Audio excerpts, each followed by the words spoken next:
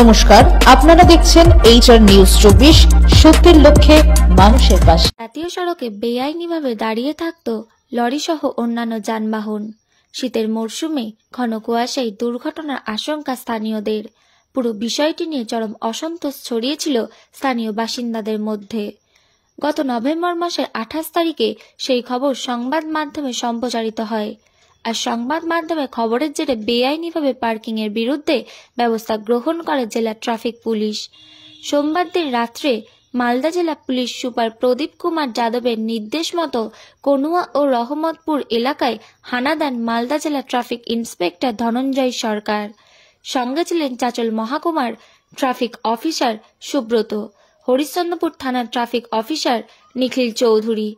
এই দিন তারা এই এলাকার রাস্তার ধারে দাঁড়িয়ে থাকা বেশ কিছু লরিকে ফাইন করেন এবং অদূর ভবিষ্যতে যাতে এই ধরনের পার্কিং করা না হয় সেই জন্য লরি চালকদের সাবধান করেন।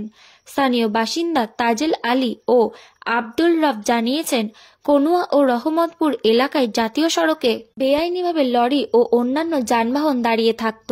ঘন কুয়াশায় দুর্ঘটনা ঘটতে পারত। সংবাদ মাধ্যমে এই খবর সম্প্রচারিত হয়েছিল। এই খবর আমাদের জেলা পুলিশ সুপার দেখেছিলেন। তারপরই সোমবার রাত্রে দেখছি ট্রাফিক অফিসাররা এসেছিলেন। জাতীয় সড়কে দাঁড়িয়ে থাকা লরি চালকদের সাবধান করেছেন এবং ফাইনও করেছেন।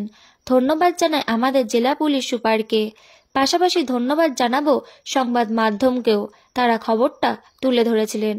মালদার পুলিশ সুপার প্রদীপ কুমার যাদব বলেন, গতকাল রাত্রে ওই এলাকায় ট্রাফিক অফিসাররা হানা দেন।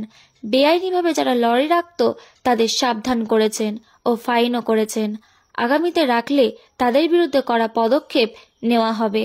এভাবে জাতীয় সড়কে কোনো যানবাহন রাখা যাবে না।